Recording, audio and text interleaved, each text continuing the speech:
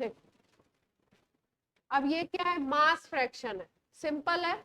Mole fraction में हम क्या करते थे, जिसका मोल निकालना है, जिसके मोल फ्रैक्शन निकालने हैं, उसके moles divided by total moles करते थे। यहाँ पे वर्ड थोड़ा सा चेंज हो गया, मोल फ्रैक्शन की जगह कौन सा फ्रैक्शन आ गया, मास फ्रैक्शन।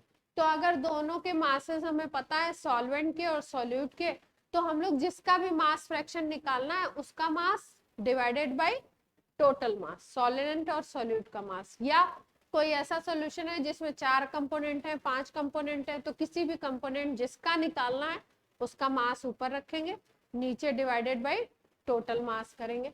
तो एक तरीके से अगर देखो तो कोई भी जो फ्रैक्शन आता है वो क्या आता है, कोई भी हम फ्रैक्शन ले रहे हैं, वॉइस क्लियर है सबको हेमांग? कोई भी जो फ्रैक्शन ले रहे हैं वो क्या आ रहा है हमारा, यूनिट लेस आएगा क्या, यूनिट होगी कोई नहीं होगी, क्यों, क्योंकि यहाँ पे भी मास ले लिया, यहाँ पे भी W से डिनोट किया है, ठीक है। तो आपको बताया था कि फिजिक्स केमिस्ट्री में कभी कभी मास को W भी लिख देते हैं ना अक्सर करके, सॉल्यूशन वाले चैप्टर में, तो कंफ्यूज नहीं होंगे वेट और मास में। मास है ये, मास ऑफ कंपोनेंट, और यहाँ पे हो गया total mass of all component, या सॉल्यूशन भी लिख सकते हैं, जितने भी उसमें कंपोनेंट हैं सबका टोटल मास, ठीक है। तो कुछ खास बात है नहीं इसमें, जैसा मोल फ्रैक्शन था वैसा ये भी है, बस मोल से डिफरेंट। अब देखो एक टर्म लिख दिया इन्होंने, मोल परसेंटेज। ये टर्म्स हमें पता होने चाहिए, सवाल कम आते हैं पर कभी आ जाए तो हमें मालूम होना चाहिए। मोल परसेंटेज बोल दिया। अब कोई भी परसेंटेज निकालना होता है तो क्या करते हैं, हम बोलते हैं 100 में निकालो, ठीक है। जैसे वेट बाय वेट परसेंटेज ये बोला था हमने, तो हमने क्या बोला था कि मास ऑफ सॉल्यूट ग्राम्स में ले लें, dissolve in 100 gram of solution, यही तो बोला था, सॉल्यूशन के 100 ग्राम ले लिए, तो ये W/W परसेंटेज था। यहाँ पे क्या है, मोल परसेंट है, तो इसका मतलब 100 मोल में कितने मोल्स हैं, mole percent, number of moles of that component in 100 moles, ठीक है। तो वो निकल जाएगा आपका मोल परसेंट। और मोल परसेंट और मास फ्रैक्शन में एक रिलेशन बताया गया है, mole percent is equal to mass fraction multiplied by 100, ठीक है। रिलेशन याद रहे तो भी ठीक है, नहीं याद रहे तो भी कोई दिक्कत नहीं है, अपना काम हो जाता है। ये हमने बात करी थी सारे टर्म्स की हमने बात कर ली, लास्ट टर्म पे कुछ क्वेश्चंस भी कर लिए थे। अब हम लोग बात कर लेते हैं यूनिट की, कि भाई कौन सी कंसंट्रेशन की यूनिट ऐसी है जो टेम्परेचर पे डिपेंड करेगी और कौन सी ऐसी है जो डिपेंड नहीं करेगी। तो इसके लिए हमें किस पे फोकस करना है, कोई भी कंसंट्रेशन टर्म जिसमें जिसका फॉर्मूला आपको पता है, सबके ही फॉर्मूला पता है, तो उसमें आपको ध्यान क्या रखना है कि जिसमें भी वॉल्यूम इन्वॉल्व होगा, ठीक है, जिस फॉर्मूला में भी वॉल्यूम इन्वॉल्व होगा वो टेम्परेचर के ऊपर डिपेंड करेगा। हाँ, वो टेम्परेचर के ऊपर क्या करेगा, डिपेंड करेगा, टेम्परेचर डिपेंडेंट होता है वो। और वो जिसमें वॉल्यूम इन्वॉल्व नहीं होगा वो नहीं करेगा। जैसे देखो, बात करें हम मोलैरिटी की, तो मोलैरिटी का फॉर्मूला क्या लेते हैं, given mass by molar mass volume in litre लेते हैं ना, देख पा रहे हैं सब लोग, वॉल्यूम आ गया तो टेम्परेचर डिपेंडेंट होगी, इसका मतलब मोलैरिटी किसके ऊपर डिपेंड करेगी, टेम्परेचर के ऊपर डिपेंड करेगी। 4 ऑप्शन बना के दे देंगे, पूछेंगे कौन डिपेंडेंट है कौन नहीं है। अब मोलैरिटी की बात कर लो, ये मोलैरिटी थी। हाँ, मोलैलिटी को देख लो। मोलैलिटी क्या होती थी? ऊपर मोल्स लेते थे, नीचे मास ऑफ सॉल्वेंट लेते थे। तो मोल्स भी होता है GM/mm, ये दोनों चीजें मास हो गई। और यहाँ पे mass of solvent in kg, तो ये भी मास है, ये भी मास है, ये भी मास है, तो ये क्या होगी? इंडिपेंडेंट, टेम्परेचर के ऊपर डिपेंड नहीं करेगी। देखो, कोई भी कंसंट्रेशन टर्म जिसके फॉर्मूला में वॉल्यूम आएगा, वॉल्यूम डिपेंड करेगा टेम्परेचर से, ठीक है।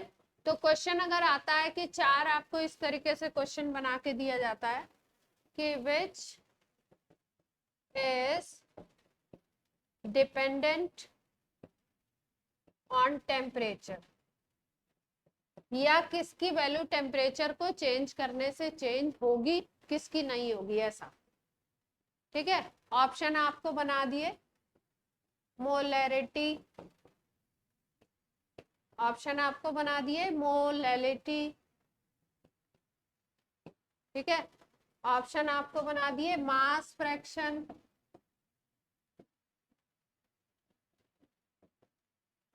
ऑप्शन आपको बना दिए फॉर्मेलिटी,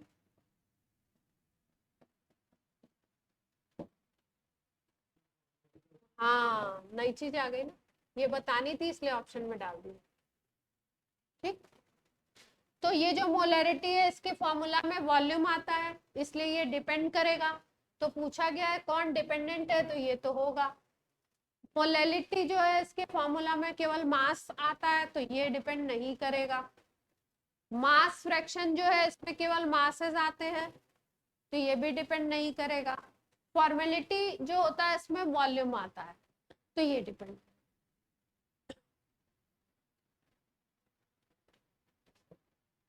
क्लियर है? राशि, रिधिमा,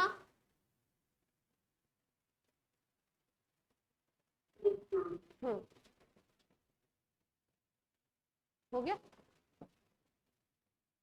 और कौन से पढ़े थे हमने कंसंट्रेशन टर्म्स? ग्राम पर लीटर पढ़ा था, जिसको हमने क्या बोला था? स्ट्रेंथ। तो ये डिपेंड करेगा, वॉल्यूम आ गया ना नीचे। फिर उसके बाद मोल फ्रैक्शन ले लो, तो मोल फ्रैक्शन में ऊपर भी मोल होते हैं फॉर्मूला में, नीचे भी मोल, और मोल होता है GM/mm। तो ये क्या करेगा? नहीं डिपेंड करेगा।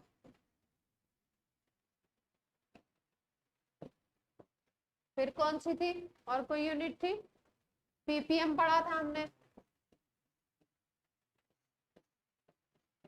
ठीक है, पार्ट्स पर मिलियन, ठीक।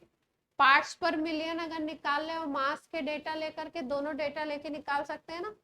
तो अगर मास का डेटा ले रहे हो तो डिपेंडेंट हो गया। अब इसमें स्पेसिफिक होना पड़ेगा, क्वेश्चन में बताना पड़ेगा। और अगर आपका कौन सा डेटा ले रहे हैं, वॉल्यूम का डेटा लेंगे, तो क्या हो जाएगा? डिपेंडेंट हो जाएगा। और कोई रह जाता है? नॉर्मेलिटी, तो बड़ा इंपॉर्टेंट है नॉर्मेलिटी। भाई इसमें हम क्या लेते हैं? ग्राम EQ लेते हैं डिवाइडेड बाय वॉल्यूम, यही तो लेते हैं। ग्राम EQ कैसे निकालते थे? GM/EM, इक्विवेलेंट मास और गिवन मास, तो ये दोनों ही मासेस हैं, बट यहाँ पे वॉल्यूम आ गया है। तो वॉल्यूम आ गया, तो ये भी क्या होगा? डिपेंडेंट होगा। अब ऐसे निकाल लेंगे, कोई भी कंसंट्रेशन टर्म अगर आपको दिया, डिपेंड करेगा नहीं करेगा टेम्परेचर के, ठीक। फॉर्मेलिटी भी करेगा, फॉर्मेलिटी बता देते हैं क्या होता है ना।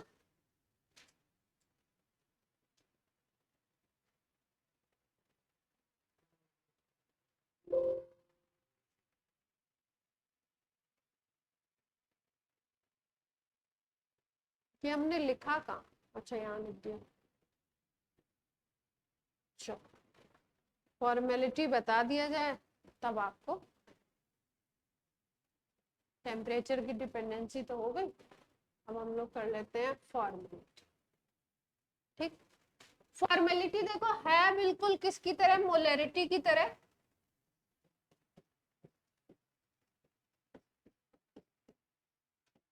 है मोलरिटी ही, एग्जैक्टली है क्या, मोलरिटी। लेकिन एक नया टर्म यूज किया गया है, यूज किसके लिए करते हैं, आयनिक कंपाउंड के।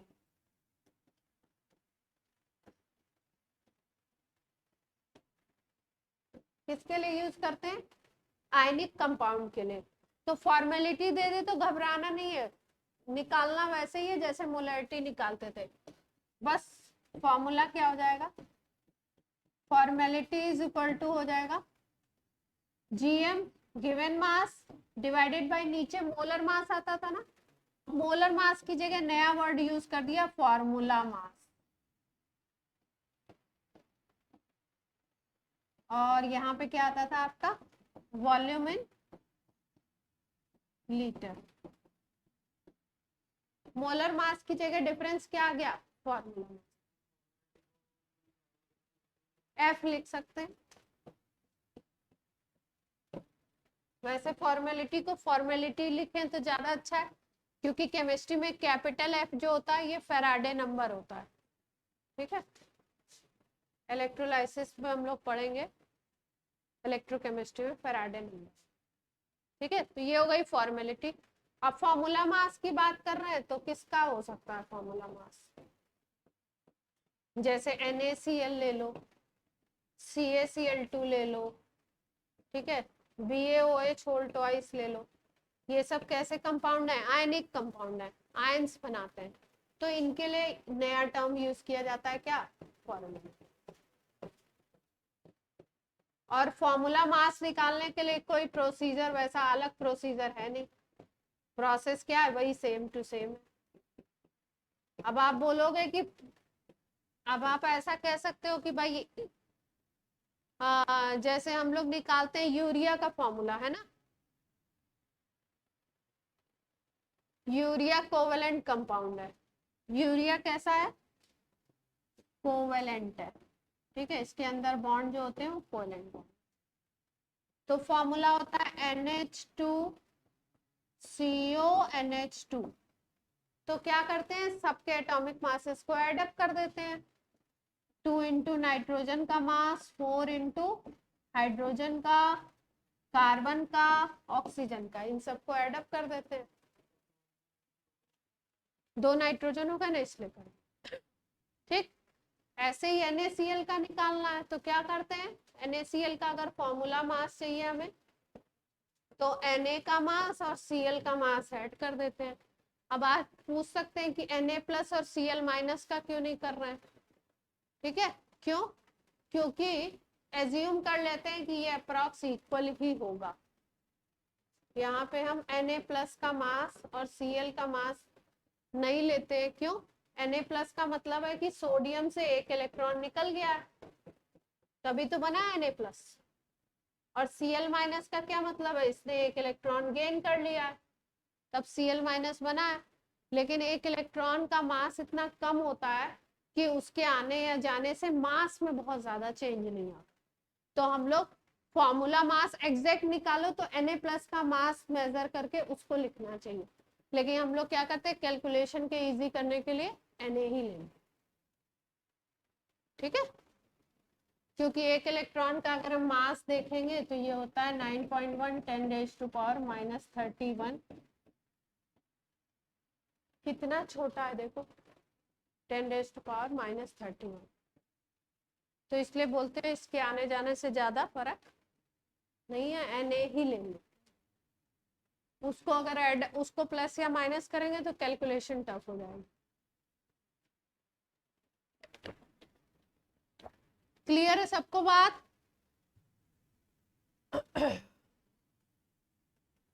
आराम आराम से चल रहे हैं। ठीक है, ये आपके लिए एक होमवर्क क्वेश्चन है। Storage battery contain solution of H2SO4 30% by wait. ठीक है, W/W परसेंटेज दिया हुआ है आपको, बाई वेट लिख दिया, W/W परसेंटेज है। Find out molality molarity and normality and mole fraction of H2SO4 given that density of solution is 1.2 ग्राम पर सेंटीमीटर क्यूब। ट्राई करेंगे घर पे आप लोग, ठीक है, सबको ट्राई करना है। ये पीडीएफ में तो चला जाएगा ना, क्यों नोट कर रहे, पीडीएफ में तो जाएगा, बस ध्यान रखना है कि घर पे करना है, कई बार बच्चे भूल जाते हैं। ये फॉर्मेलिटी है, चलो कर लेते हैं। 14.2 ग्राम ऑफ Na2SO4, 14.2 ग्राम दिया हुआ है, किसका गिवन मास हो गया ना, है किसका Na2SO4, S का 32, ठीक है। Dissolve in 400 ml of water, water का आपका वो दिया हुआ है,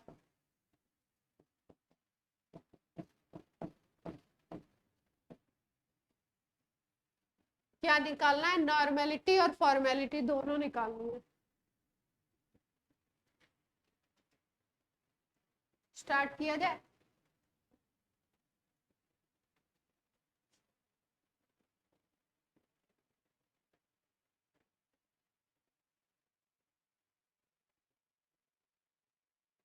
वॉइस क्लियर है बच्चों? स्टार्ट करूं मैं क्वेश्चन को?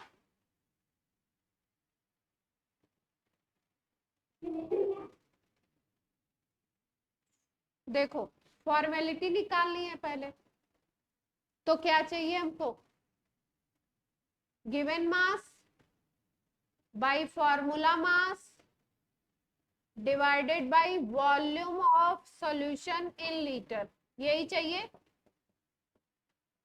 ये डेटा चाहिए हमको फॉर्मेलिटी के लिए, ठीक है। अब देखो,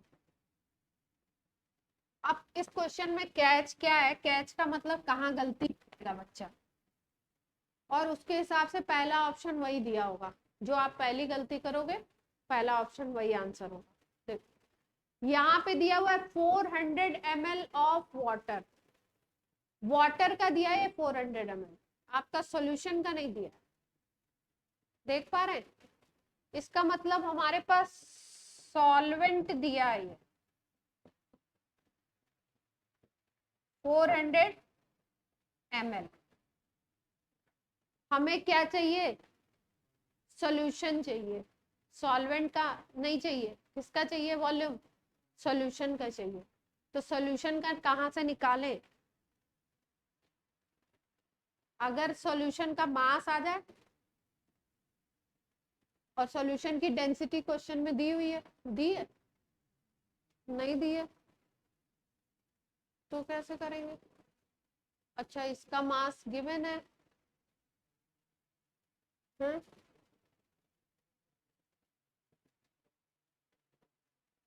सॉल्यूट एंड सॉल्वेंट गिवन है,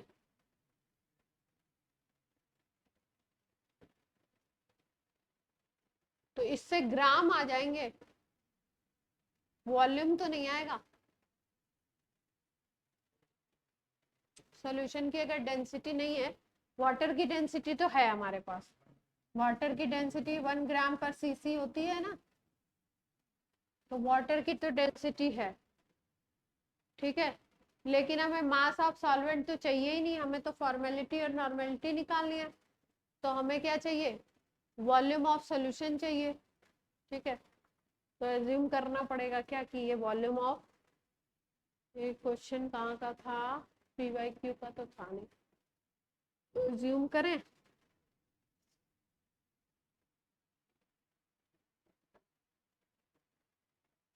अगर एज्यूम करते हैं,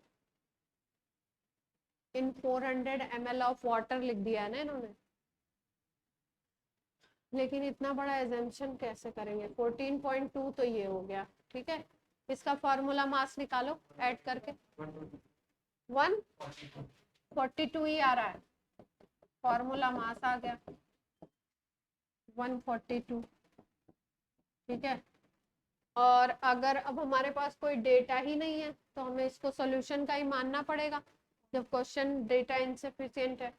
तो इसका ही वॉल्यूम अगर हम मान लें तो ये 400, तो ये डेसिमल उड़ा दें हम तो कितना बन जाएगा, 1/4 आ जाएगा, 0.25। ठीक है, formula unit divided by litre, ऐसे लिखेंगे। यूनिट इसकी फॉर्मेलिटी है ना। अब क्या करना है, नॉर्मेलिटी निकालनी है। तो नॉर्मेलिटी के लिए हमें फॉर्मूला मास तो चाहिए नहीं, हमें क्या चाहिए, इक्विवेलेंट मास चाहिए। तो निकालें, नॉर्मेलिटी के लिए क्या चाहिए, GM divided by equivalent mass, volume in litre. ठीक है, अब इक्विवेलेंट मास पहले अलग से निकाल लेते हैं। Na2SO4 सॉल्ट है ना, तो सॉल्ट के लिए आपको क्या बताया था, हाँ, सॉल्ट के लिए क्या करें हम लोग, पहले तो मोलर मास निकाल लो divided by total positive charge. तो ये अगर देखो तो 2Na+ बनाएगा। ऑनलाइन स्टूडेंट बात क्लियर हो रही है, ये 142 था, 2Na+ बनाएगा तो 2 यूनिट पॉजिटिव चार्ज है, कितने यूनिट पॉजिटिव चार्ज है वो लेना होता है। तो ये 142 डिवाइडेड बाई 2 आ गया। अब बाकी तो वैल्यू रखेंगे तो कटेगी ही वैल्यू। यहाँ पे कितना था, 14.2 था ना, ये 142 डिवाइडेड बाई 2 करेंगे तो 2 ऊपर चला जाएगा। वॉल्यूम वही 400 और इसको लीटर में कन्वर्ट कर दें। ठीक है, यहाँ पे क्या आ गया, अगर इस यहाँ 4 आ गया था तो ये 0.5 आ जाएगा ग्राम EQ पर लीटर। क्लियर है,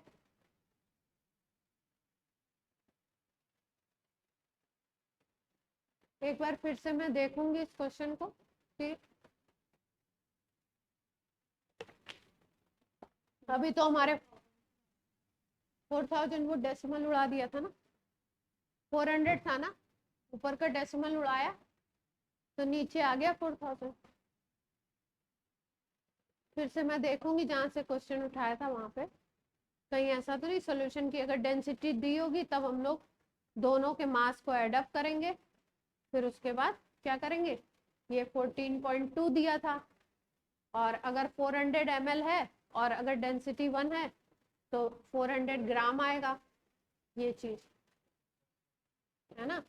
फिर ये पूरा एड अप होगा मास 414.2। अब ये टोटल सॉल्यूशन का मास होगा, सॉल्यूशन की डेंसिटी अगर है तो वॉल्यूम निकालेंगे m/d करेंगे, तब वो वॉल्यूम यूज करेंगे।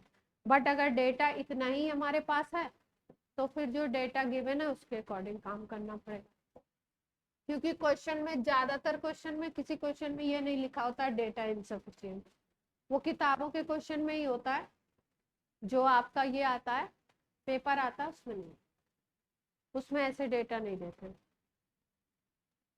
ठीक है, क्लियर, चलें आगे बात करें। आगे क्या है, सॉल्युबिलिटी ऑफ गैसेस की बात करें। अब हम लोग आ रहे हैं अपने, ये तो कंसंट्रेशन टर्म पढ़ रहे थे हम, अब हम लोग आ रहे हैं अपने ओरिजिनल चैप्टर पे। तो ओरिजिनल चैप्टर में क्या है, ओरिजिनल चैप्टर में डिफरेंट टाइप्स के हमको सॉल्यूशन पढ़ने हैं, कैसे कैसे सॉल्यूशन होंगे, क्या चीज किस में मिक्स की जाएगी। इसमें सबसे पहला टॉपिक हम लोग पढ़ रहे हैं कि गैसेस की सॉल्युबिलिटी कैसी होती है, किस चीज के ऊपर डिपेंड करेगी, गैस किस में डिजोल्व हो सकती है। तो गैस में सबसे अच्छे तरीके से डिजोल्व हो सकती है, जिसका सबसे अच्छा एग्जांपल एयर हम देखते हैं, है ना, अपने सामने नाइट्रोजन, कार्बन डाइऑक्साइड, ऑक्सीजन सब आपस में डिजोल्व। फिर उसके बाद अगर आप बात करो तो गैस को आप लिक्विड में भी डिजोल्व कर सकते हैं, जैसा कि हम लोग कोल्ड ड्रिंक वगैरह में, सोडा वाटर में, उसमें क्या डिजोल्व किया जाता है, CO2 डिजोल्व करते हैं ना। गैसेस की अगर सॉलिबिलिटी की बात की जाए तो गैस आपकी गैस में डिसॉल्व होती है। इसका अच्छा एग्जांपल एयर में देखा गया। गैस की अगर बात करो तो किसमें, लिक्विड में। किसमें देखते हैं हम लोग, सोडा वाटर या कोल्ड ड्रिंक में। कोल्ड ड्रिंक्स जो आते हैं आपके ये सब, इसमें CO2 डिसॉल्व किया जाता है वाटर में,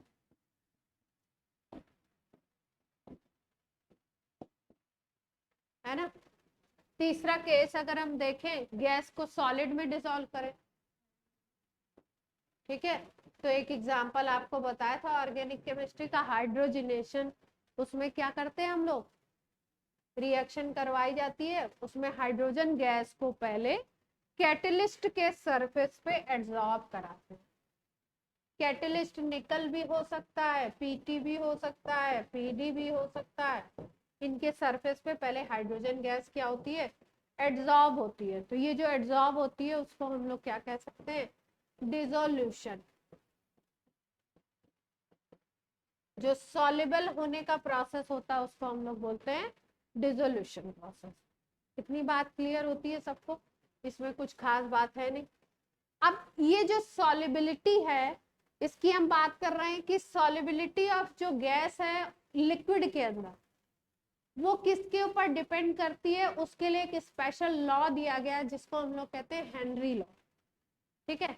हेनरी लॉ क्या कहता है कि गैस का जो प्रेशर है, ठीक है, गैस का जो प्रेशर है, जितना प्रेशर लगाया जा रहा है उस गैस के थ्रू, उसकी सॉल्युबिलिटी उतनी ज्यादा होगी। मतलब जैसे सपोज कोई गैस है, वो 100 ATM के प्रेशर से किसी लिक्विड में फिल की जा रही है, ठीक। और कोई गैस ऐसी है उसी गैस को अगर 200 ATM के प्रेशर से उसी लिक्विड में फिल किया जाए, उसी कंटेनर में, तो जहां पे प्रेशर ज्यादा लगाएंगे वहां पे सॉल्युबिलिटी ज्यादा होगी। इसका मतलब अगर सेम अमाउंट, मान लो 1 लीटर वाटर ले लिया हमने, CO2 100 ATM पे डिसॉल्व कर रहे हैं एक बार उसी कंटेनर में, और दोबारा उसी प्रोसेस को कर रहे हैं 1 लीटर वाटर में ही, CO2 200 ATM पे डिसॉल्व कर रहे हैं। तो जहां प्रेशर ज्यादा होगा वहां पे CO2 का कंटेंट ज्यादा डिसॉल्व होगा। अगर उसमें मेजर करें तो CO2 पहले वाले में कम और दूसरे वाले में ज्यादा डिसॉल्व होगी। यही है हमारा हेनरी लॉ। क्लियर होती है बात, ठीक है। Solubility of gas in a liquid govern by Henry law. Henry law कहता क्या है कि भाई जो प्रेशर है गैस का वो डायरेक्टली प्रोपोर्शनल होता है आपका, एक्स से डिनोट करते हैं, या इसको हम ऐसे भी लिख सकते हैं, मोल फ्रैक्शन ऑफ गैस के। मोल फ्रैक्शन क्या है, मोल फ्रैक्शन यही तो बताता है कि कितना फ्रैक्शन गैस का है, ठीक। तो ये कहता है कि भाई mole fraction of gas in the solution is proportional to partial pressure of that gas. जितना ज्यादा वो गैस प्रेशर लगा रही है उतना ज्यादा वो डिसॉल्व होगी, और उसके जो डिसोल्यूशन का अमाउंट है उसको हम लोग मोल फ्रैक्शन से डिनोट करते। क्लियर। अब जब ये प्रोपोर्शनलिटी हटता है तो एक कांस्टेंट आता है जिसको हम लोग, ये मल्टीप्लिकेशन है, जिसको हम लोग बोलते हैं KH, ठीक है। तो इस फॉर्मूला को अगर हम तरीके से लिखें तो ये फॉर्मूला है, ये आपका है KH इंटू एक्स, ये है मोल फ्रैक्शन,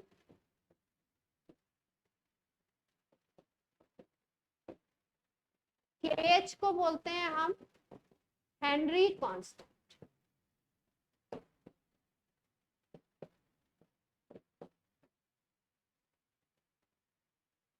क्लियर है।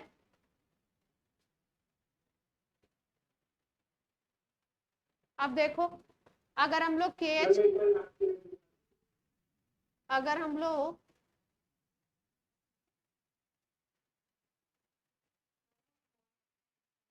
स्मॉल एक्स नहीं कैपिटल ही लिखना चाहिए, स्मॉल मल्टीप्लिकेशन में मैं इतना बड़ा बना देती हूँ, इसको कैपिटल ही लो।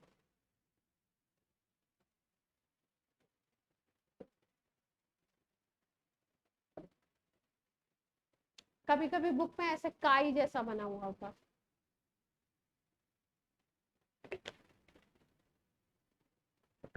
ये जो ये जो साइन होता है ना, ये काई होता है, काई बोलते हैं।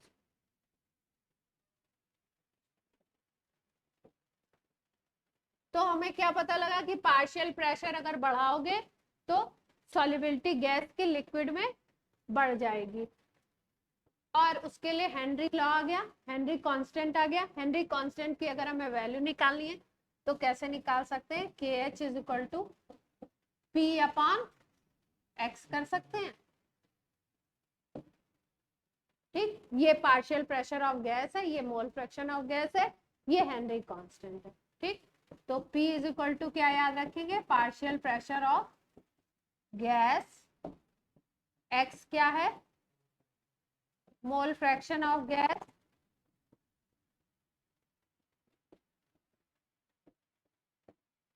और KH तो आपको पता ही है, हेनरी कांस्टेंट। ठीक है, अगर ग्राफ खींचे पार्शियल प्रेशर ऑफ गैस और यहां पे ले लें मोल फ्रैक्शन ऑफ गैस,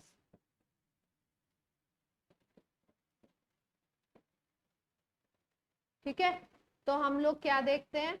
हम लोग देखते हैं कि एक स्ट्रेट लाइन मिलती है, ठीक है, और ये स्ट्रेट लाइन का जो स्लोप होगा, स्लोप क्या होगा? P बाई एक्स ही तो होगा, वो इक्वल होता है किसके? मतलब अगर किसी गैस को डिसॉल्व कर रहे हो किसी लिक्विड में, उसका पार्शियल प्रेशर और उसके मोल फ्रैक्शन के बीच में ग्राफ स्ट्रेट लाइन आता है, तो उसका जो आपका प्लॉट का जो स्लोप है वो क्या देगा? किसकी वैल्यू बताएगा? के एच की वैल्यू, हेनरी कांस्टेंट की वैल्यू। ठीक, अब देखो इस फॉर्मूला में अगर प्रेशर को कांस्टेंट कर दो, सपोज प्रेशर को हम कांस्टेंट कर दो, प्रेशर कांस्टेंट लेंगे, ये ऊपर वाली वैल्यू को कांस्टेंट कर दिया तो K H inversely proportional x के हो जाएगा।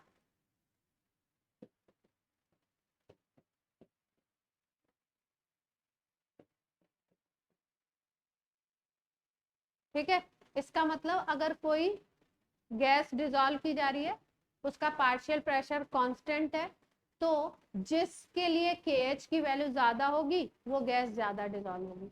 ये जो हेनरी कांस्टेंट होता है, अलग अलग गैसेस के लिए अलग अलग इसकी वैल्यू होती है। ठीक, कोई कांस्टेंट प्रेशर ले रहे हैं, सपोज मान लो हमने प्रेशर, मान लो हमने सपोज 10 एटीएम ले लिया, ठीक है, कि उस गैस का प्रेशर 10 एटीएम है। ठीक, अब एक गैस ले लिया, उसके लिए के एच की वैल्यू मान लो 4 है, कोई दूसरी गैस ले ली, उसके लिए के एच की वैल्यू मान लो 40 है, कोई तीसरी ले ली, उसके लिए के एच की वैल्यू मान लो 100 है, सपोज। ठीक है, एज्यूम कर रहे हैं हम लोग, प्रेशर सबका इतना ही है, गैस जो प्रेशर एक्सर्ट कर रही है वो इस केस में भी इतना ही, इस केस में भी इतना ही, अलग अलग गैसेस हैं बट प्रेशर सेम है। तो हमने अभी रिलेशन क्या देखा कि K H is inversely proportional to mole fraction of gas. ठीक है, प्रेशर को कांस्टेंट कर दिया था, ये वाले टर्म को हमने क्या किया? कांस्टेंट, तो ये इनवर्सली प्रोपोर्शनल है। तो इसके लिए अगर देखो तो लास्ट वाली के लिए के एच सबसे ज्यादा है, तो उसका मोल फ्रैक्शन सबसे कम होगा। मोल फ्रैक्शन कम होने का मतलब सॉल्युबिलिटी उसकी क्या होगी? सबसे कम। अगर हम नाम दे दें, सपोज इसको ए गैस बोल दो, इसको बी गैस बोल दो, इसको सी गैस बोल दो। क्लियर हो रही है बात?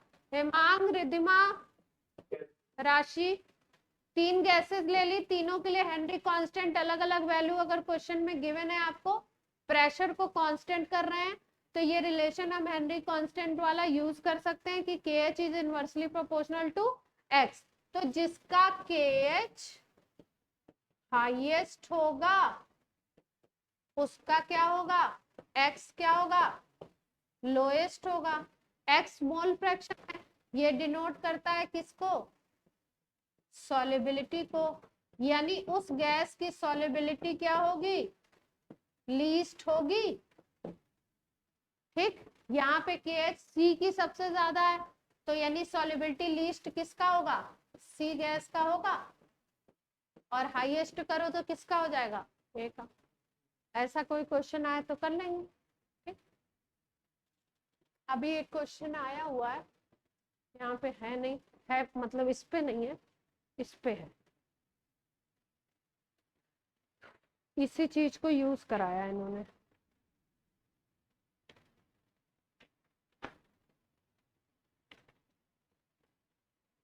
ये देखो, ऑनलाइन वालों को तो दिखेगा नहीं ना, अच्छा ये होगा नहीं इनके पास।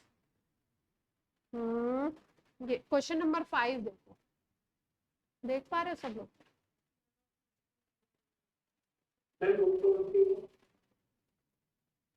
ग्रुप पे डालू। 41 ईयर खरीद लिए, अच्छा छोड़ो मैं बोर्ड पे बताती हूँ, है ना, बोर्ड पे बता देते हैं ना सबसे अच्छा। तो ये क्वेश्चन नहीं, मैं समझाने के लिए आपको थोड़ा सा बात आपको बता देती हूँ कि सेम फॉर्मेट पे क्वेश्चन आया, ये बताना चाह रही थी ना आपको। तो देख लेते हैं हम लोग। ये देखो,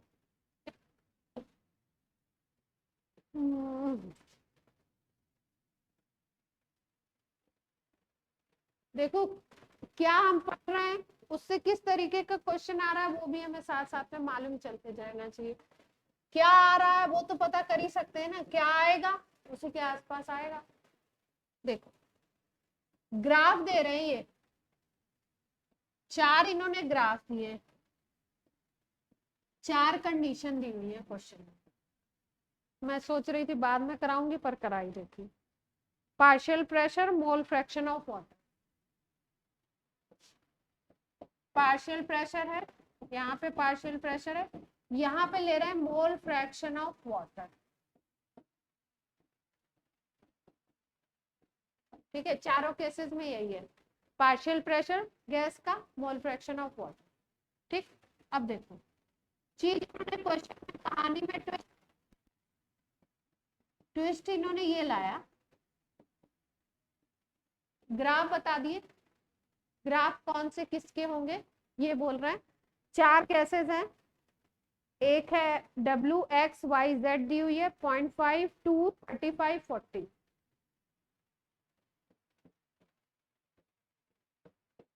ये KH की वैल्यू है। ठीक है, गैसेस कौन सी है, इसको नाम दिया WX Y। ठीक, सबके लिए ग्राफ प्लॉट किए इन्होंने। डिफरेंस क्या किया, देखो जो अभी हम ग्राफ पढ़ रहे थे और जो इसमें डिफरेंस है, वो बेसिक डिफरेंस क्या है, इन्होंने गलती कहाँ करेगा बच्चा, डेटा इन्होंने हल्का सा चेंज किया। हम जो पढ़ रहे थे वो पढ़ रहे थे पार्शियल प्रेशर ऑफ गैस और मोल फ्रैक्शन ऑफ गैस, यही तो पढ़ रहे थे। गैस यहाँ पे क्या थी, सॉल्यूट थी।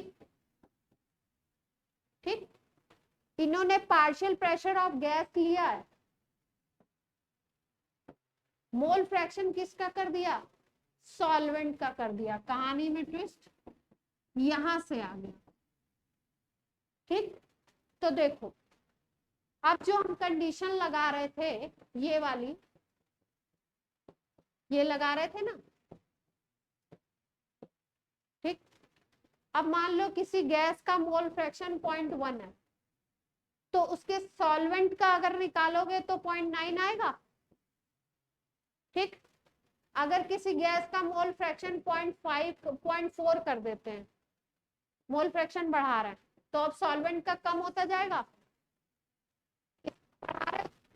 कम होता है। इसका मतलब जो चीज हम इस ग्राफ में सोच रहे थे उसका जस्ट अपोजिट डेटा इसमें आना चाहिए। जैसा ग्राफ हम इसमें सोच रहे थे, ऐसा ग्राफ सोच रहे थे, उसका अपोजिट आना चाहिए। क्यों, क्योंकि यहाँ पे मोल फ्रैक्शन ऑफ वाटर है। ग्राफ में 4 ग्राफ दिए हुए, 2 ग्राफ ऐसे ही हमारे कट जाएंगे। क्यों, क्योंकि दो ग्राफ इन्होंने ऐसे दिए, इस तरीके से चारों को बनाया। ठीक है, ये एग्जैक्ट मैं नहीं बना रही हूँ, ऐसे ही आपको बना के बता रही हूँ। तो दो ग्राफ हमारे कौन से कट जाएंगे, सीधे सीधे क्वेश्चन को देख करके ये आउट हो जाएगा। ऑनलाइन वाले बच्चों क्लियर है आपको? ध्यान से सोचो, देखो कैसे एलिमिनेट हुआ।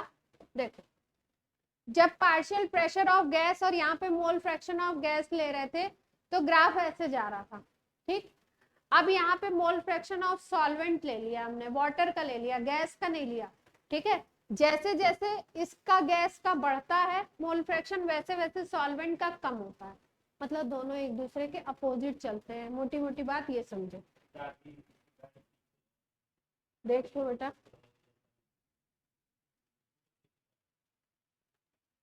आपका कार के पीछे होगा तो हटाना होगा, कार निकालना। हाँ देख लो, चाबी दे दो। आपकी है पक्का? कोई बात नहीं, आपकी नहीं होगी तो दादाजी फिर से आएंगे। ठीक है, तो यहाँ गैस का मोल फ्रैक्शन था, यहाँ पे क्वेश्चन में इन्होंने ट्विस्ट डाल दिया, वाटर का दे दिया, सॉल्वेंट का, तो कंडीशन जस्ट अपोजिट हो जाएगी। तो ग्राफ ये तो नहीं आने वाले, ग्राफ कैसे जाएंगे, ऐसे जाएंगे। ठीक, अब बात करी है, अब हमने बात करी कि ये जो शो करता है ये किसको शो करता है, स्लोप को। ठीक, तो ये स्लोप बताता है, तो इसका मतलब जिसका KH ज्यादा उसका उस ग्राफ का स्लोप ज्यादा होगा। स्लोप समझ रहे हो, ये एंगल। ठीक है, बना दिया तो ये 0 एंगल है ना, ऐसे बना दिया इसके में ज्यादा, और ऐसे कर दिया और ऐसे कर दिया, तो ये क्या हो गया। तो अब हमें क्या देखना था, स्लोप से देखना था। जिस भी गैस के लिए, जैसे यहाँ पे Z है ना, इसके लिए KH की वैल्यू क्या है, 40 है, तो इसके लिए KH ज्यादा है तो इसका स्लोप ज्यादा होगा। यानी कि इस ग्राफ में जिसका भी स्लोप सबसे ज्यादा होगा उसको हम किस क्या मार्क करेंगे, वो कंडीशन जिससे मैच। ठीक है, एग्जैक्ट क्वेश्चन भी मैं उसमें डाल दूंगी, PPT में डाल दूंगी। ये आपको करने का तरीका बताया कि 4 ग्राफ थे जिसमें से 2 को हमने ऐसे एलिमिनेट किया, 2 को हमने KH की वैल्यू से रिलेट करके सॉल्व किया। अब एग्जैक्ट क्वेश्चन मैं PPT में डालूंगी, तब आप ट्राई करना। ठीक, अब देखो क्या कह रहे हैं, different gases have different KH values at same temperature, temperature same रखते हो, डिफरेंट डिफरेंट KH की वैल्यू डिफरेंट गैसेस के लिए होती है। ये KH की वैल्यू अलग अलग वेरी करती है, कुछ खास बात नहीं। फिर अब जो खास बात है वो ये है कि इस हेनरी लॉ का एप्लीकेशन डेली लाइफ में कहाँ कहाँ पे होता है। सबसे पहला वाला तो यही वाला है, कौन सा, हाई प्रेशर से क्या करते हैं, प्रेशर हाई लगाते हैं। कोल्ड ड्रिंक की बोतल है ये, सिलेंडर में भी होता है, कोल्ड ड्रिंक का बोतल है, इसमें क्या करते हैं, कोल्ड ड्रिंक के बोतल में हाई प्रेशर डालते हैं तो CO2 ज्यादा डिजोल्व हो जाती है। भाई हमें क्या करना है, CO2 को डिजोल्व करना है। तो अगर ज्यादा CO2 डिजोल्व करनी है तो ज्यादा प्रेशर लगा दो। लिड जब ओपन करते हैं अपन तो प्रेशर से ही तो गैस बाहर निकलती है। तो CO2 की सॉल्युबिलिटी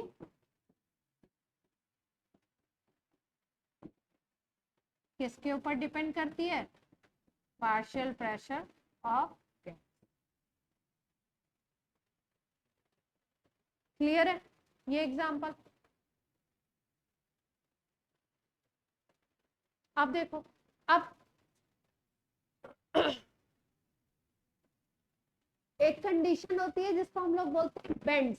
ठीक है, स्कूबा डाइवर्स जो होते हैं आपके नीचे, गोताखोर जो होते हैं समुद्र में जो जाते हैं आपके, तो नीचे की तरफ जब जाते हैं नीचे की तरफ जब ये जो भी है पर्सन बना देते हैं ना,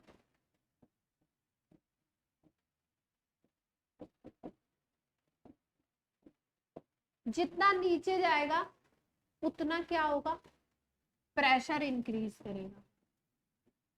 प्रेशर क्या होगा, इंक्रीज करेगा जैसे जैसे ये डाउन जाएगा नीचे। ठीक, अब प्रेशर इंक्रीज कर रहा है। ठीक, प्रेशर जब इंक्रीज कर रहा है तो ये वाटर है,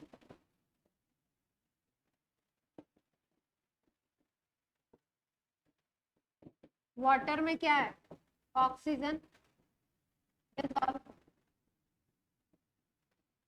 ठीक, स्कूबा डाइवर क्या है, एक पर्सन ही तो है। इसके अंदर क्या है, ब्लड वेसल्स में ब्लड है। ठीक है, ब्लड में ऑक्सीजन होता है, ऑक्सीजन कंबाइंड रहता है हीमोग्लोबिन के साथ, तभी तो ब्रीदिंग होती है, तभी तो हम लोग सांस ले पाते हैं। जैसे जैसे नीचे जाएंगे प्रेशर क्या होगा, गैस इंक्रीज करेगा। ठीक है, प्रेशर ये इंक्रीज करेगा। जब प्रेशर इंक्रीज करेगा तो ये जो ऑक्सीजन की सॉल्युबिलिटी है ना वो ब्लड में बढ़ेगी।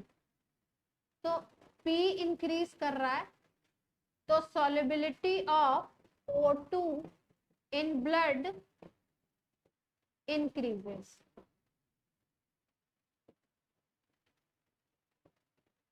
सॉल्युबिलिटी को ऐसे लिख दिया, O2 की सॉल्युबिलिटी इंक्रीज कर रही है। ठीक है, कुछ N2 भी होती है एटमॉस्फेयर से, उसकी भी सॉल्युबिलिटी इंक्रीज करती है नीचे जाते। फिर उसके बाद जब ये ऊपर आता है, भाई नीचे ही तो रहेगा नहीं, जब ये ऊपर आता है तो जब ऊपर आएगा तो प्रेशर कम होगा। जब प्रेशर कम होता है तो ब्लड वेसल से धीरे धीरे ये जो ऑक्सीजन नाइट्रोजन है ये बबल्स के फॉर्म में बाहर निकलती है। ऑक्सीजन और नाइट्रोजन कैसे निकलती है, बबल्स के फॉर्म में बाहर जाती है। और जब ये बबल्स के फॉर्म में बाहर जाती है ना तो पेशेंट को क्या होता है, प्रॉब्लम क्रिएट होती है। पेशेंट को ना प्रॉब्लम क्रिएट होती है। प्रॉब्लम क्या क्रिएट होती है, ब्रीदिंग में उसके प्रॉब्लम आती है। तो वो जो कंडीशन है, वो जो मेडिकल कंडीशन है उसको बोलते हैं बेंड्स। बोर्ड में कभी कभी क्वेश्चन पूछ लेते हैं। कहाँ पूछते हैं, तो हुआ क्या, कंडीशन ये हुई कि भाई पहले नीचे थे,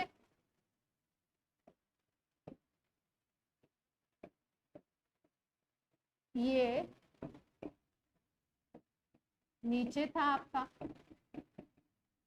ठीक है, तो नाइट्रोजन ऑक्सीजन ये सब ब्लड में क्या हो गए, हाई सॉल्युबल हो गए, बहुत डिजॉल्व हो गए।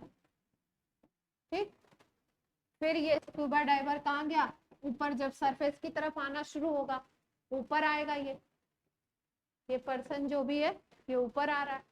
अब जब ऊपर आएगा तो क्या होगा, बबल्स के फॉर्म में क्या होगा, N2 और O2 सॉल्युबिलिटी कम होने लगेगी अपने आप। जैसे सॉल्युबिलिटी कम होगी बाहर निकलेंगे बबल्स के फॉर्म में, और बबल्स के फॉर्म में जब निकलते हैं तो क्या होता है, पर्सन को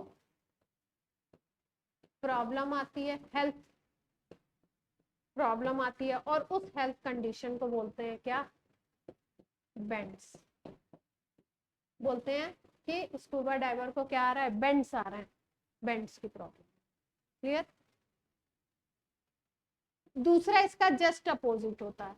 देखो हम लोग ऊपर की तरफ जा रहे हैं ना, पहाड़ों पे जा रहे हैं, तो वहां पे क्या होता है, सांस फूलने लगती है एकदम से। ठीक है, सांस लेने में तकलीफ होती है, उस कंडीशन को बोलते हैं एनॉक्सिया।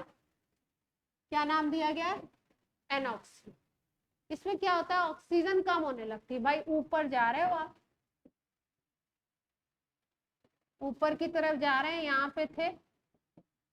ठीक है, ये कौन है, सारांश को पहुंचा देते हैं ना।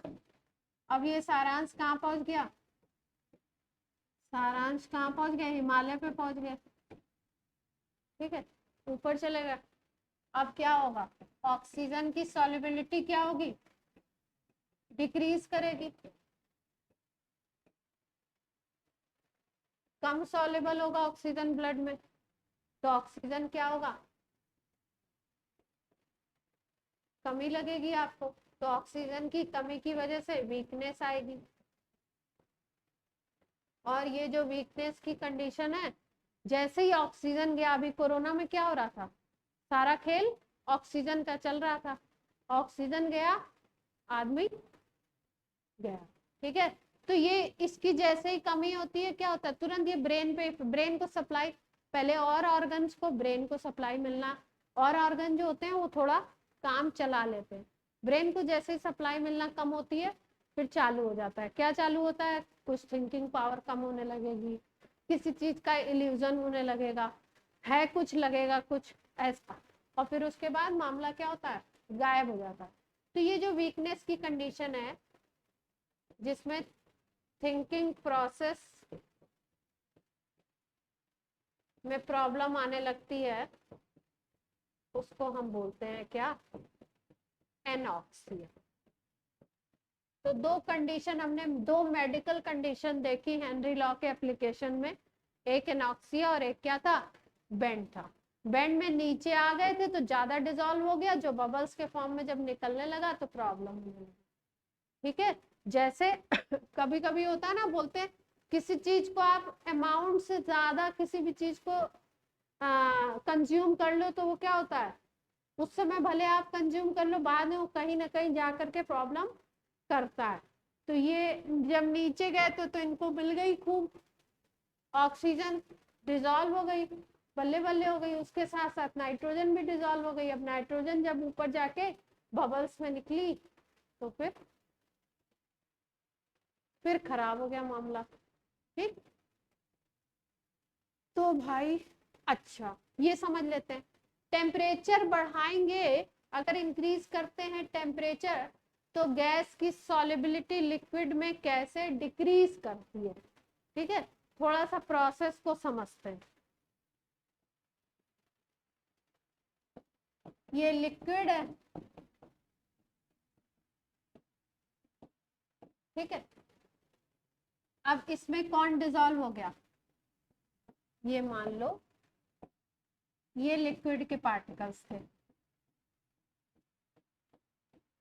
लिक्विड को ब्लू ब्लू से डिनोट करें। ठीक, अब इसमें कौन डिजॉल्व हो गया, गैस डिजॉल्व हो गया, गैस को, गैस इसमें डिजॉल्व हो गई। ठीक, अब बोल रहे हैं कि टेम्परेचर जब बढ़ाते हो तो सॉल्युबिलिटी कम होती है, मतलब वो अमाउंट कम होने लगता है, कैसे भाई, अब इसको तुमने हीटिंग सिस्टम लगा दिया या किसी भी प्रोसेस से वो गर्म होने लगा, टेम्परेचर बढ़ने लगा पूरे सिस्टम का।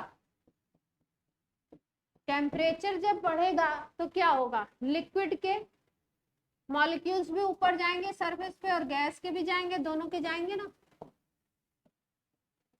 और सरफेस से वेपर बन के बाहर निकलेंगे, बाहर निकलना चालू हो जाएंगे। तो जितना डिजॉल्व था कुछ तो बाहर निकलेगा ही, तो सॉल्युबिलिटी अपने आप कम होगी, मॉलिक्यूल कम तो सॉल्युबिलिटी कम। क्लियर है प्रोसेस कि क्यों हुआ ऐसा, टेम्परेचर बढ़ाया तो गैस का डिसोल्यूशन कम क्यों हो गया, सॉल्युबिलिटी कम क्यों हुई, क्यों, क्योंकि जब टेम्परेचर बढ़ा दिया हमने तो धीरे धीरे बबल्स के फॉर्म में गैस डिसॉल्व होना छोड़ के अब बाहर जाना शुरू कर देंगे, तो ये गैस के जो पार्टिकल्स हैं ये बाहर जाने लगेंगे, ये भी जाएगा बाहर, लिक्विड का भी गैस का, सॉल्युबिलिटी अपने आप डिक्रीज होगी। ठीक, अब देखो हेनरी लॉ की लिमिटेशन क्या है, क्या क्या कहाँ कहाँ पे, मतलब ऐसा नहीं कहीं पे लगा देंगे हम, कुछ इसकी लिमिटेशन है कि पहली ये है कि मान लो ये लिक्विड था, इसमें कोई गैस हम डिजॉल्व कर रहे हैं, तो पहली कंडीशन ये है कि वो रिएक्ट नहीं करनी चाहिए, ऐसा नहीं हो कि रिएक्ट करके कोई और कॉम्प्लेक्स बना ले, जहां पे भी ज्यादातर केसेस में रिएक्शन हो जाता है दो चीजों के बीच में, सॉल्युबिलिटी बढ़ जाती है। रिएक्ट होने का मतलब ही होता है एक दूसरे के साथ मिक्स होना, रिएक्टेंट का मिक्स होना। मिक्स होने का मतलब अगर इनडायरेक्ट वे में बोलो तो सॉल्युबल होना। तो अगर कहीं रिएक्शन होगा तब ये लॉ काम नहीं करेगा, ठीक है। तो क्या होना चाहिए, रिएक्टिंग नहीं होने चाहिए ये दोनों आपस में। दूसरी चीज, एसोसिएशन या डिसोसिएशन नहीं होना चाहिए। कुछ प्रोसेस ऐसे देखे जाते हैं, जैसे मान लो ये लिक्विड है, अब क्या किया गया, कोई गैस इसमें डाली गई, ये कोई गैस के मॉलिक्यूल्स हैं, ये इसमें डिसॉल्व किए गए। जब डिसॉल्व हुई तो हमने बाद में क्या देखा कि इसके तीन तीन मॉलिक्यूल आपस में एसोसिएट हो गए, ये बड़े बड़े मॉलिक्यूल बना दिए इन्होंने, ठीक है। तो जब एसोसिएशन हो जाएगा तो ये जो P is directly proportional to X, ये वाला रिलेशन काम नहीं करेगा। तो एसोसिएशन नहीं होना चाहिए, डिसोसिएशन नहीं होना चाहिए, कोई गैस के मॉलिक्यूल टूटने नहीं चाहिए छोटे पार्टिकल्स में, या एक दूसरे से सॉल्वेंट के साथ कोई रिएक्शन नहीं होना चाहिए। फिर उसके बाद अगर सॉल्यूशन की कंसंट्रेशन बहुत ज्यादा है, मतलब गाढ़ा सॉल्यूशन है, थिक सॉल्यूशन है, तो उसके लिए भी हेनरी लॉ एप्लीकेबल, ठीक। बाकी सब जगह लगा सकते हैं हम लोग उस फॉर्मूला को, बट ये दो तीन कंडीशन ऐसी हैं जो उसकी क्या है, लिमिटेशन, ठीक। चलो अभी तक में कोई दिक्कत, क्वेश्चन देख लें एक दो, हेनरी लॉ कर लिया तो क्वेश्चन भी कर लेते, कंप्लीट हो जाएगा। देखो ये अपना 2019 मेन में आया हुआ है, क्या है, बोल रहे हैं statement regarding Henry law is incorrect. Incorrect statement पूछ रहे हैं, राशि, रिधिमा, हेमांग, अभी तक की सारी चीजें क्लियर हैं? नहीं, इस क्वेश्चन के सब क्लियर है?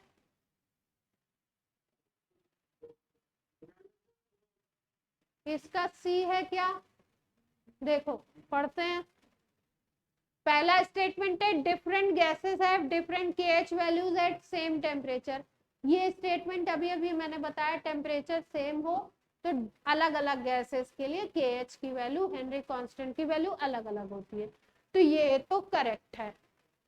इनकरेक्ट पूछा है ना इन्होंने, पहला तो करेक्ट है, ठीक है।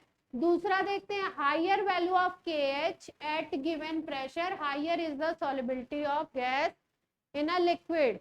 देखो गिवन प्रेशर बोल दिया मतलब प्रेशर को कांस्टेंट कर दिया, at a given pressure at a given temperature, मतलब लैंग्वेज कह रही है कि ये चीज कांस्टेंट है। जब प्रेशर कांस्टेंट था तो सॉल्युबिलिटी इनवर्सली प्रोपोर्शनल थी, इसको एस भी लिख सकते हैं, के एच को सॉल्युबिलिटी एस लिख देते हैं, तो K H is inversely proportional to S, ठीक। यहाँ क्या बोल रहे हैं, higher the value of K H at given pressure higher is the solubility of gas. अगर ये बड़ा है तो ये भी बड़ा होगा, नहीं ये बड़ा है तो ये छोटा होगा, इनवर्सली है ना, तो ये इनकरेक्ट हो गया, यही पूछा है इन्होंने इनकरेक्ट। तीसरा भी देख लेते हैं, value of KH increases with increase in temperature and KH is a function of nature of gas. KH जो होता है इसका वैल्यू इंक्रीज करता है, ये सही है, टेम्परेचर बढ़ाते हैं तो इसकी वैल्यू इंक्रीज करती है, और ये नेचर ऑफ गैस के ऊपर डिपेंड करता है, इसलिए बोला गया है function of nature of. Fourth देखो, partial pressure of gas in vapor phase is proportional to mole fraction of gas in the solution। Vapour phase में जो उसका पार्शियल प्रेशर है वो उस गैस का सॉल्यूशन में जो मोल फ्रैक्शन है उसके डायरेक्टली प्रोपोर्शनल है, ये तो है बात, ये भी सही है, ये भी सही है, ये भी ठीक। ये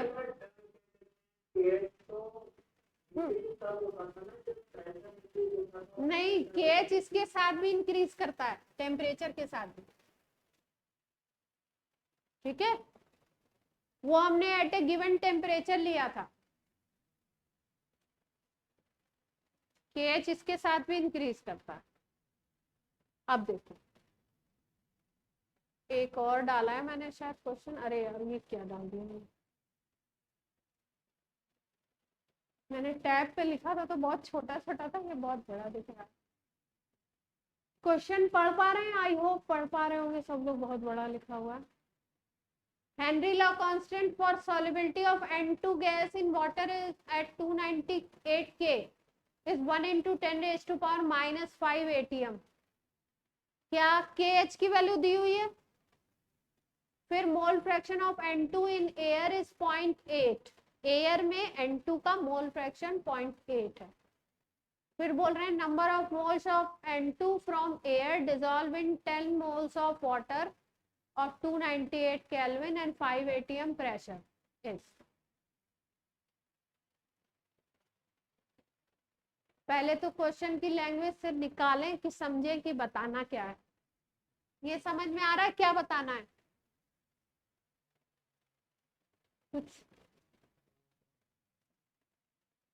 कुछ दिमाग में आता है भाई? पहले करना क्या है वो सोच लें, तब तो कैलकुलेशन तो हो जाएगी कि भाई मोल फ्रैक्शन ऑफ N2 का मोल फ्रैक्शन एयर में दे रखा है ना, कितना 0.8। ठीक, अब N2 के मोल्स निकालने हैं, किस में निकालने हैं? जब वाटर कितना है, ठीक है, from air dissolve in 10 moles of water. Water के मोल्स कितने हैं उस कंडीशन में? 10 मोल्स।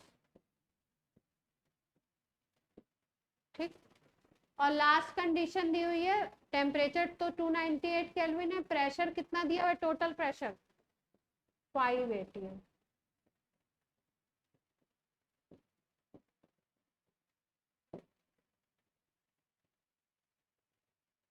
क्वेश्चन समझ में आया?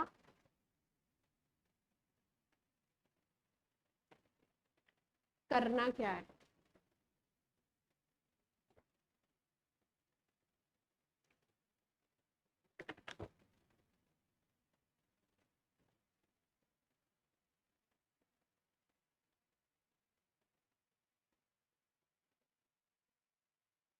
देखो एयर में नाइट्रोजन का मोल फ्रैक्शन दिया हुआ है, तो नाइट्रोजन कितना पार्शियल प्रेशर कॉज कर रही है वो निकाल सकते हैं।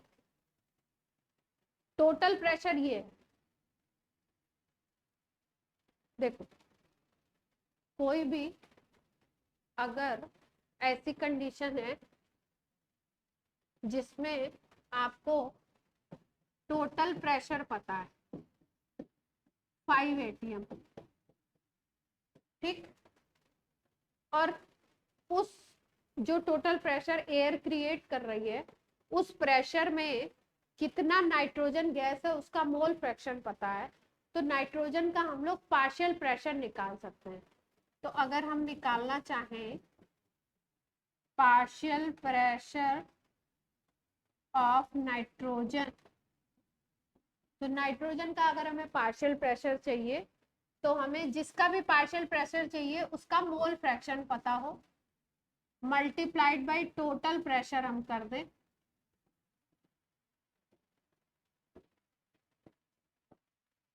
अब क्वेश्चन में हमें शुरुआत में ही इसके मोल फ्रैक्शन दे दिए गए, 0.8 दिए हुए, टोटल प्रेशर लास्ट में दिया हुआ है 5 atm, तो ये कितना आ जाएगा 4 atm आ जाएगा। यानी नाइट्रोजन जो प्रेशर क्रिएट कर रही है वो कितने का कर रही है, 4 atm का कर रही है। ठीक है, इसका पार्शियल प्रेशर कितना है, 4 atm है। अब इसी नाइट्रोजन के लिए KH भी दिया हुआ है, दिया है ना, KH दिया हुआ है नाइट्रोजन के लिए जो भी वैल्यू ये दी हुई है, ये 5 दिया हुआ, ठीक है, ठीक, ये KH दिया हुआ है। अब पार्शियल प्रेशर पता चल गया, तो जब ये डिसॉल्व होगी तब इसका मोल फ्रैक्शन निकाल सकते हैं। ये जो दोनों मोल फ्रैक्शन अलग अलग हैं, ये जो है ये एयर में, ठीक है, एयर का ये टोटल प्रेशर है बाहर का 5 atm का। तो हमने नाइट्रोजन का पहले पार्शियल प्रेशर निकाला, फिर उसके बाद ये नाइट्रोजन डिसॉल्व हो रही है, उसके लिए हमें एक डेटा तो हेनरी कांस्टेंट दिया हुआ है, और दूसरा हम मोल फ्रैक्शन निकाल सकते हैं उसका। कैसे? अगर हम मोल फ्रैक्शन नाइट्रोजन का निकालना चाहे जब वो डिसॉल्व हो रही है तब, तो कौन सा लॉ लगा दें? हेनरी लॉ लगा दें। हेनरी लॉ अप्लाई करोगे तो क्या लगाओगे? PP of partial pressure of nitrogen is equal to K H into X of nitrogen लगा सकते हैं, ठीक। पीपी कितना आ गया था हमारे पास? ये डेटा कितना आ गया था? ये डेटा आ गया था 4, के एच है आपका XN2 आ सकता है, ठीक। ये कितना आ जाएगा? जो भी वैल्यू आ जाए,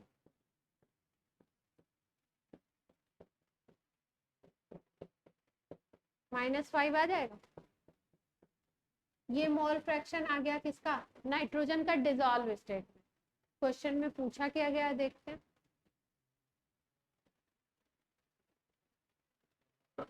नंबर ऑफ मोल्स पूछा है, तो दो चीजें हैं, नाइट्रोजन है और वाटर है, और एक का मोल फ्रैक्शन आ गया, तो अब निकाल सकते हैं क्या मोल्स? कैसे? देखो, x मान लेते हैं या n मान लेते हैं। x मानेंगे तो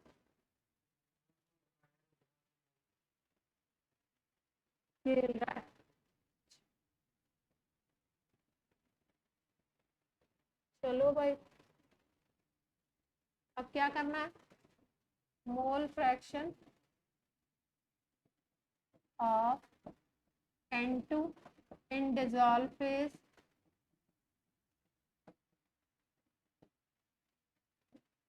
is equal to moles of N2 divided by moles of N2 plus moles of water हो जाएगा। moles of N2 ही तो निकालना है, इसको कुछ भी वैल्यू ले लो, Z मान लो, इसको Z मान लेते हैं। ये 10 मोल्स दिया हुआ है, ये वैल्यू हमारे पास आ चुकी है, तो ये आ जाएगा सॉल्व करने के बाद 4 था, ठीक हो जाएगा। 4 था कि 1 था? मेरे को तो 4।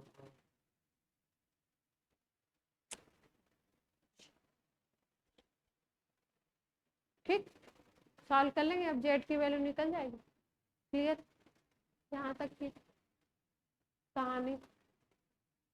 आगे कुछ डाला है मैंने?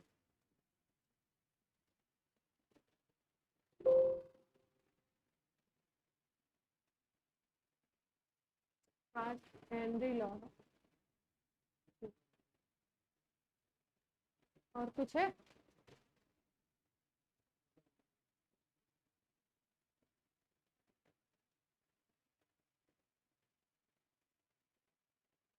ऑप्शन दिया है? कोई ऑप्शन है? ए हो जाएगा। आंसर निकालना पड़ेगा ना, मैंने तो निकाला नहीं। सॉल्व कर लो इसको, करो थोड़ा सा, आ रहा है कि नहीं आ रहा देखो। बी होगा।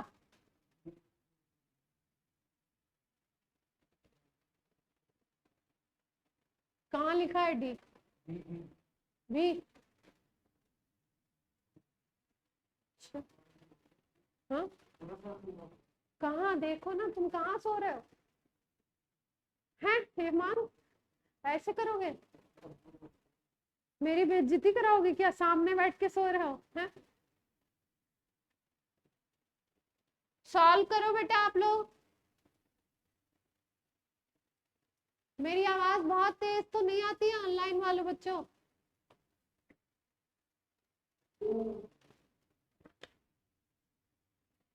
अपना वो क्या होता है, ईयरफोन का माइक वाइक थोड़ा कम कर लिया करो, उसका जो भी आवाज वगैरह।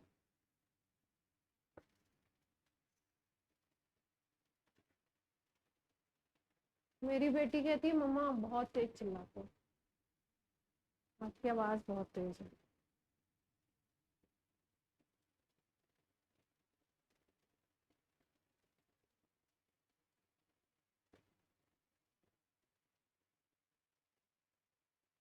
जबकि मैथ सर की आवाज बहुत तेज है ना, है? ऊपर तक मुझे सब सुनाई देता है कि आज क्या चल रहा है।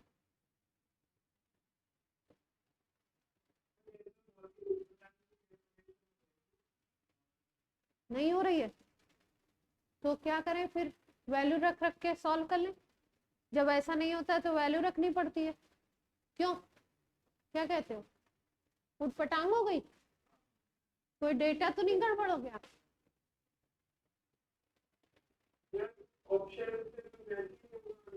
अच्छा, क्योंकि मैं तो सॉल्व करके ही क्वेश्चन डालती हूँ इसमें। चलो देखते हैं।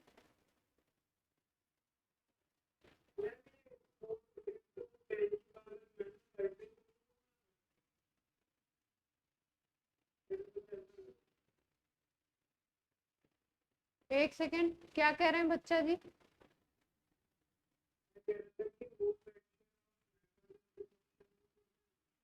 हाँ,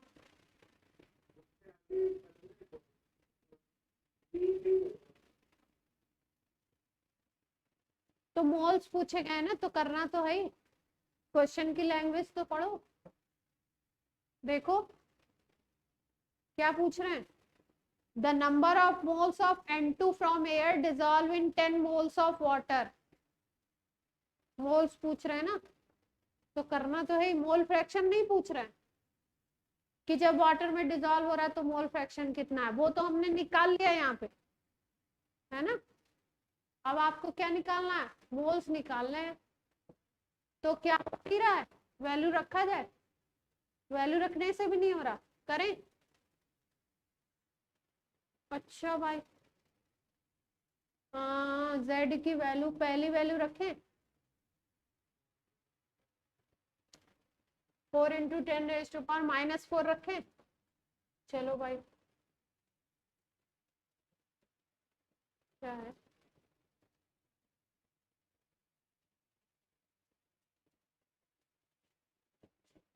ये -5 आना चाहिए। 4 × 10⁻⁴, पहला वाला ऑप्शन क्या था, -4।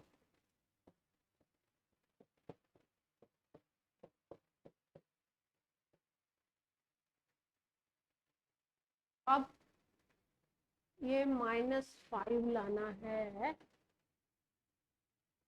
तो ये प्लस करेंगे अगर 10, तो वैल्यू एक डिजिट जाएगी क्या, देखते हैं। ये इसको ऐसे लिख सकते हैं, ये सही लिखा है मैंने या एक डिजिट ज्यादा कर दिया?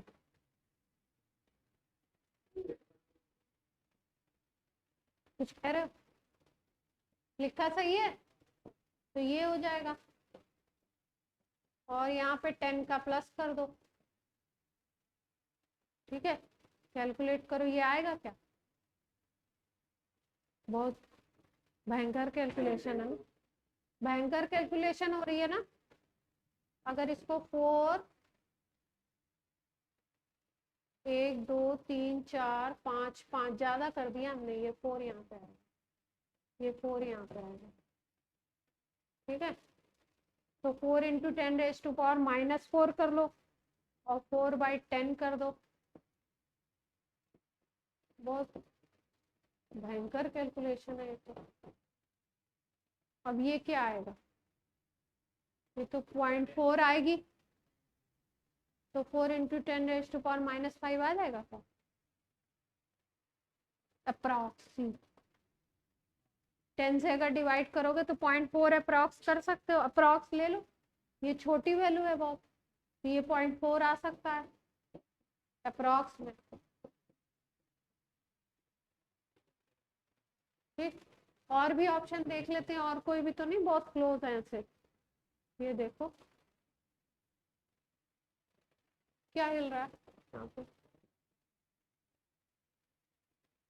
इसकी वजह से हो रहा है। उसका काम तो कोई है नहीं माउस का, प्रॉब्लम और क्या है।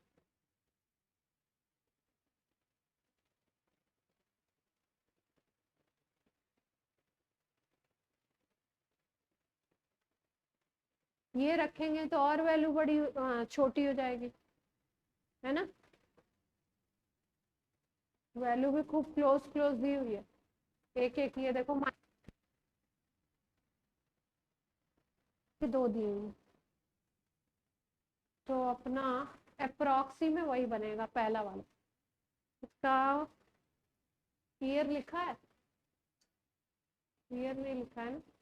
चलो कल मैं एग्जैक्ट आंसर इसका देख के बताऊंगी, है ना। करेंगे तो ऐसे ही, ठीक है, प्रोसेस यही है।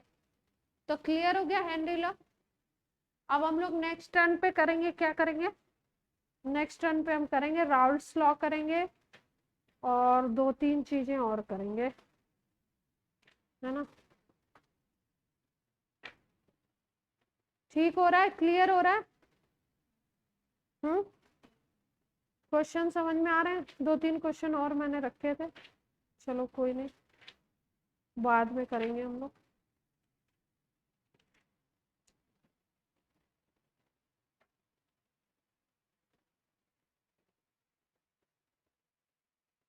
अच्छा ये 2009 का क्वेश्चन है तो आंसर भी होगा, एक सेकेंड। 11 का ए आ रहा है, ये 2009 का क्वेश्चन है। 4 इंटू 10⁻⁻4 ही आ रहा है, वही है ना। ए वाला आंसर ही है, ये वाला आंसर ही है ना। ये कब का क्वेश्चन है, 2009 आईआईटी का क्वेश्चन। ठीक, तो क्लास ऑफ किया जाए। जो क्वेश्चन की कैलकुलेशन या तरीके से नहीं हो पाई है, या जो भी हो भी पाई है, उसको फिर से घर पे रिपीट जरूर किया करिए। जैसे ही चैप्टर खत्म होगा मैं आपसे क्या करूंगी, नोट्स भी मंगाऊंगी, पूछूंगी भी, टेस्ट भी लूंगी। क्यों, क्योंकि 12th में जितने टॉपिक आपके खत्म होते जाएं, फटाफट क्या होने चाहिए, टॉपिक खत्म, टेस्ट।